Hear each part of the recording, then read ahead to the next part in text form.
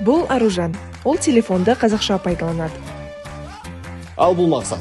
Ол калада серуендеп жүргенде казакша навигатор пайдаланат.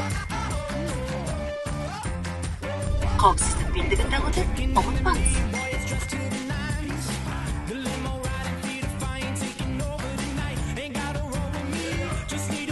Күндөй самокат тебет. Такси навигатору казакша экенин байкаса, бирден шайпыл калтырат. Аружанга дүкенде казакша кызмет алуу маңызды. Күнүмен интернет дүкенинен өзүнө жарысатын кийим караганды унатат. Акчасы таусылып калса, банкоматка барып акча алат. Ол казакша пайдаланатын адамдарды көрсө кубанып калат. Банкоматта казакша пайдаланатындар көбейгенин калайм. Аружан энди кездесүүгө асык. Максат да Аружан менен кездесүүгө асыгат.